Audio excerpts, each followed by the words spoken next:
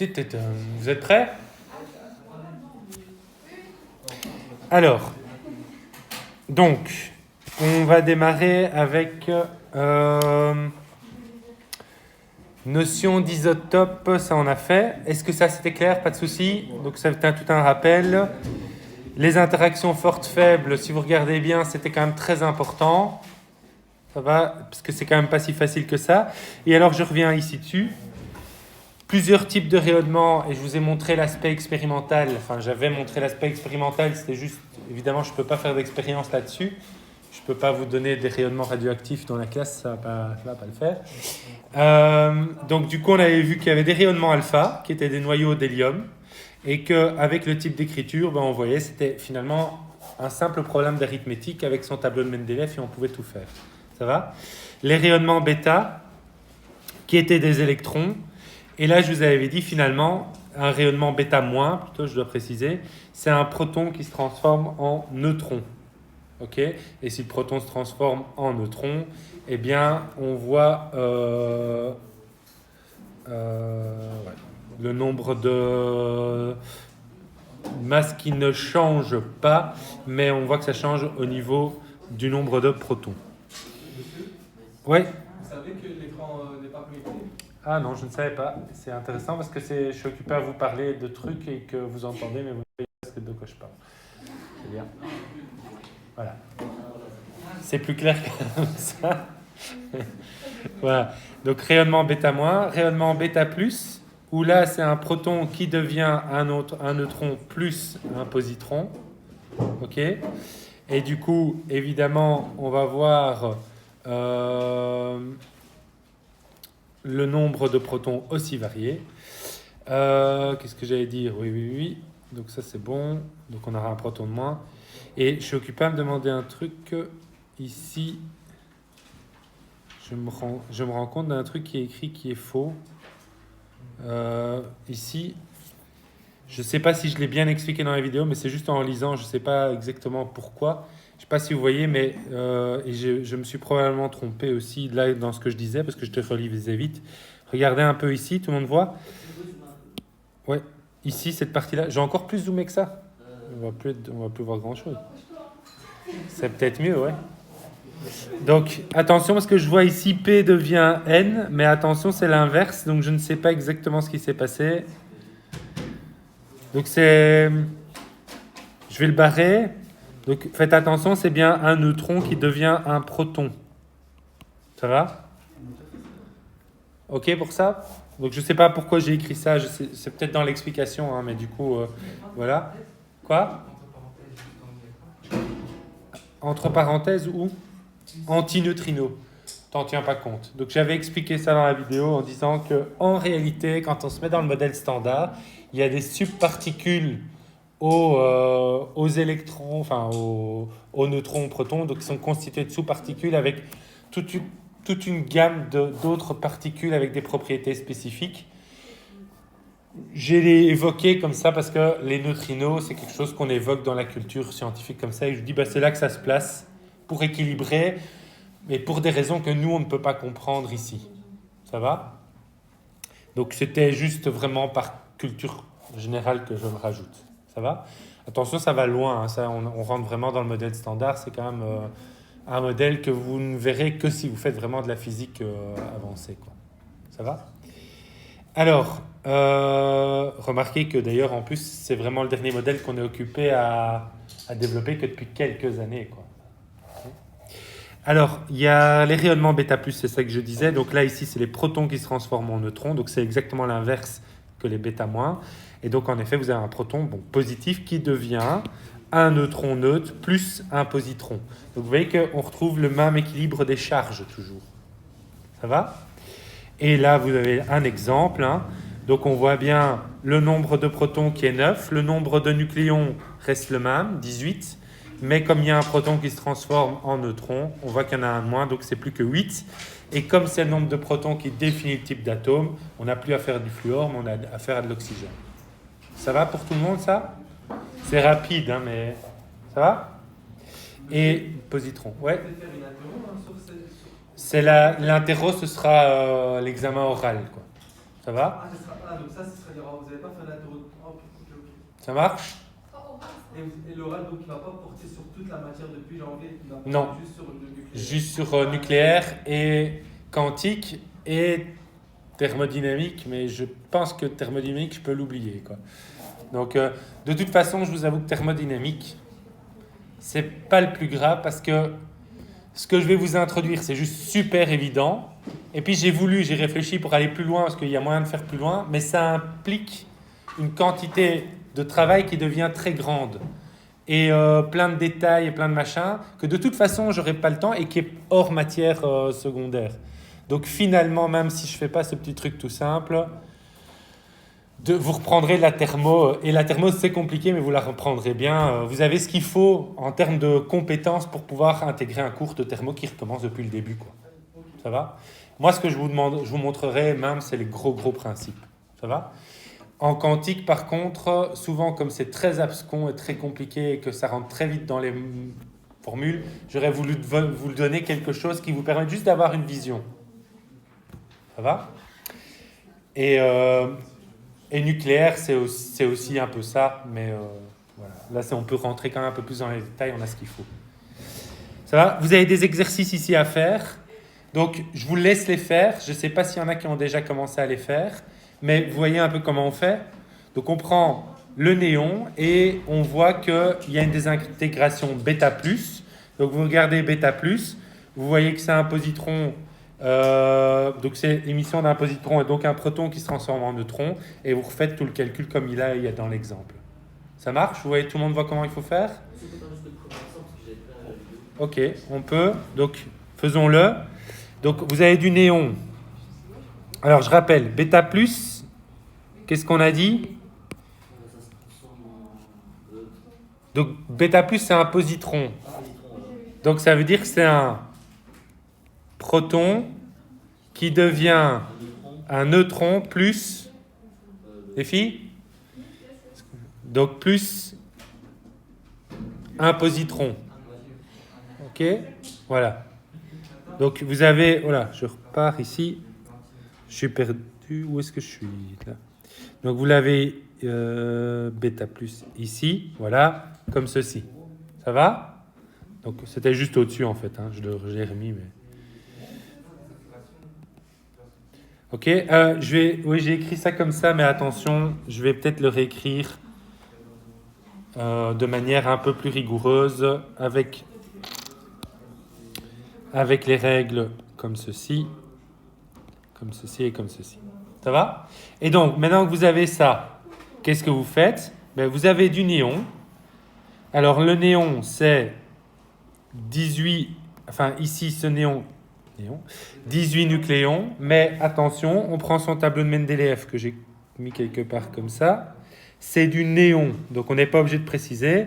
Mais on voit qu'il a un numéro atomique de 10. Donc, ça veut dire quoi? Qu'il a 10 protons. Ok? Donc, je reviens. Tac, tac. Ici. Ça veut dire en fait comme ça. Ok? Et puis, qu'est-ce qu'on va faire?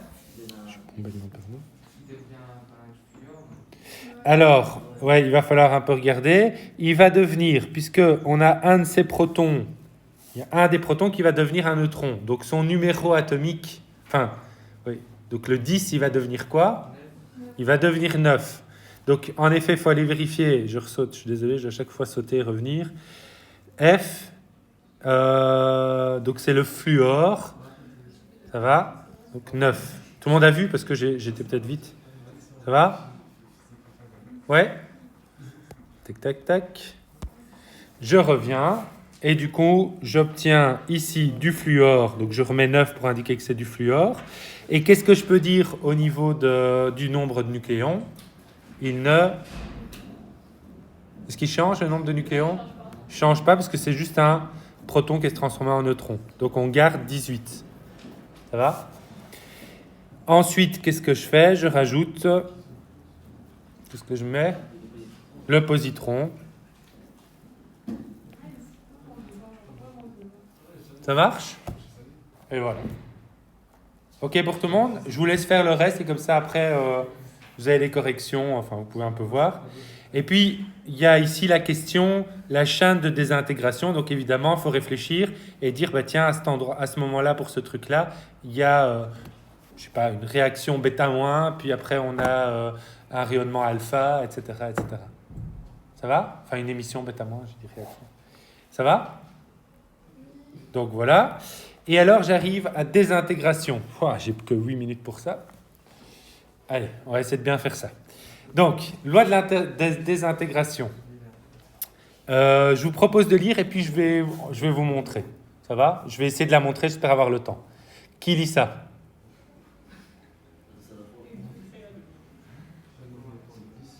Allez, parce qu'il faut... Hey, lisez. Qui lit? Vas-y, merci, Brad. Parce qu'on ne va pas avancer. Vas-y. Si l'on observe un noyau instable, il est impossible de prédire exactement quand il se dégradera. Le temps mis par un noyau instable pour se désintégrer est aléatoire. Par contre, si l'on observe un très grand nombre, on peut mesurer le temps qu'il faut pour que la moitié des noyaux soit désintégrée et on obtient des mesures très précises et très reproductives. C'est lié à un effet statique. Ce temps appelé demi-vie ou période radioactive notée T est très variable d'un noyau à l'autre. La désintégration des noyaux ne suit pas une loi linéaire, mais bien une loi exponentielle.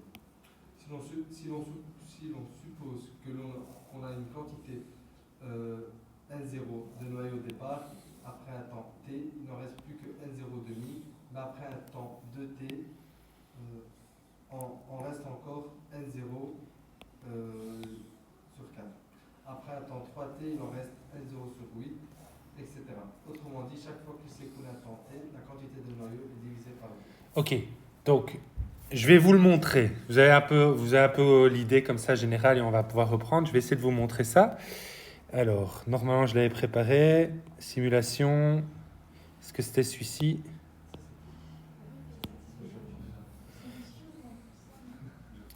Ou alors non, je pense que je voulais le faire avec celui-là. Tac. Thermo, c'est pas en thermo normalement, c'est en nucléaire. C'est tout à la fin. Physique nucléaire. Ici. Ah! Loi de... Donc ça, j'avais déjà montré aux autres. Et donc, c'est ceci. Je vais arrêter d'abord parce que... Hop.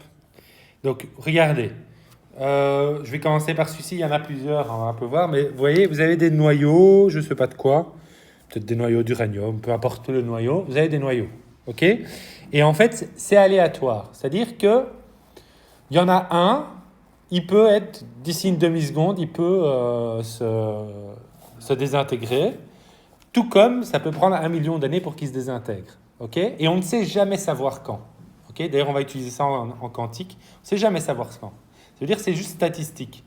Mais on remarque que si j'attends un certain temps, je vais reprendre.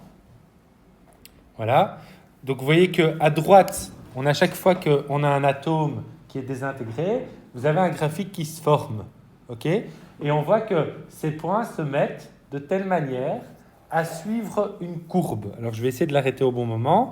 Vous voyez que ici, je peux attendre un certain temps pour que la moitié, donc je dois appuyer sur le jaune, voilà, maintenant, vous voyez, j'attends le temps pour que la moitié des atomes se soient désintégrés. OK? Je ne sais jamais dire lesquels, mais j'ai un certain temps. Et en fait, comme il y a un tellement grand nombre d'atomes, en fait, statistiquement, ça arrive toujours, ça prend toujours le même temps, ok, pour que la moitié se désintègre.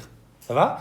Mais si je continue à attendre, vous voyez, je dois attendre 2T, donc 2T, ici, pour qu'on ait la moitié de ces 50 qui arrivent. Mais donc, ça fait plus qu'un quart de départ. Comprenez? Donc, c'est la moitié de la moitié. Ça va? Et là, on y arrive, mais vous voyez qu'on doit chaque fois attendre, donc on arrive à un temps qui correspond à peu près à 2T, donc 50 secondes. Ça va? Ici, parce que T, c'est 25. Je devrais un peu augmenter, parce que ça va un peu lentement. Et là, donc maintenant, si j'attends 3T, ben, vous voyez, 3T, j'aurai la moitié de la moitié de la moitié. Donc, là, ça fait 1/8. Ça va? Mais donc, vous voyez qu'on doit attendre de plus en plus longtemps pour avoir l'un ou l'autre qui se désintègre. Vous comprenez cette idée-là? C'est ce qu'on appelle la demi-vie. Et vous voyez que du coup, expérimentalement, donc vous avez droit à une expérience, expérimentalement, on voit que la décomposition, elle suit bien cette courbe, ok, qui est une exponentielle. Ça marche? Vous comprenez? Et alors, il y a la formule qui est indiquée là, mais moi je vais vous la donner autrement, mais ça reviendra à peu près au même. Voilà, si je laisse, vous voyez, et en fait, ici vous voyez que la courbe, alors je vais prendre comme ça, la courbe, elle tend, c'est de plus en plus lent, pour qu'il y en ait un ou l'autre, hop, il y en a un qui arrive, mais c'est jusqu'à l'infini. Ok? Donc ça veut dire que pour certains, ça peut prendre des milliards d'années pour que ça arrive. C'est quoi ça, la demi-vie? Il paraît que c'est super grand. De quoi? La demi-vie du proton. Alors, on va regarder la demi-vie du proton. Je peux pas te dire comme ça. Mais après, tu vois, le problème, c'est que là, avec ce qu'on a, je sais même pas te l'expliquer. Puisque, a priori, il n'y a pas de raison qui se désintègre. La seule chose qu'on a vue, c'est plutôt d'autres raisons. C'est que quand il est en présence de, tu vois, mais tout seul, a priori, il n'y a pas de raison. Bon, on est déjà au bout. Est-ce que vous avez, je reviens comme ça, est-ce que vous avez compris le principe de cette demi-vie? Ça va? Je reviendrai du coup pas avec vous, mais avec les autres, très rapidement dessus. Il y a la formule, mais je vais quand même, juste 2 secondes, parce que comme ça, il faut que vous puissiez prendre de l'avance. Il y a la formule ici, donc K demi-vie. Donc vous avez N, c'est le nombre qui reste, si vous voulez. Eh bien, N0, c'est le nombre de départ, et vous avez ce rapport 2 sur K. OK? Et donc, vous avez cette formule-là, puis vous avez l'autre formule qui est ici aussi. Donc, je reprendrai ça avec les autres aussi, mais comme ça, vous pouvez démarrer. Et puis, il y a tous les exercices qui sont ici en dessous. Vous pouvez calculer des demi-vies avec ça. Enfin, ou des calculs liés avec ces demi-vies. Ça marche? Ouais? Donc, il faut absolument que vous fassiez les calculs à l'avance, parce que sinon, je n'aurai pas le temps. Ça va? Moi, je vais continuer dans la matière théorique. Donc, je reviendrai quand même juste sur ces formules parce que j'ai 2-3 petites choses à dire. Et puis, je parlerai du défaut de masse, de la fission et de la fusion nucléaire. Il y a encore quelques exercices. Et puis, j'enchaînerai avec la quantique. Ça va? C'est normal que c'est court quand on regarde les nombres de pages. Oui, mais après, il y a des trucs où ça prend du temps pour la réflexion. Mais je pourrais dire plus de choses et aller plus loin, mais je vais vraiment à l'essentiel. Ici, on voit tout vos vidéos. Ah oui. Donc en fait, on a accès à la chose complète. Ben ouais. Ben, je sais pas comment enlever ça. Vous savez s'il y a moyen? Non, en fait, je pense pas qu'il y a moyen. Non plus que... Tant pis. À part, vous devez faire un compte pour chaque classe. Mais du coup, ça prend beaucoup trop de temps.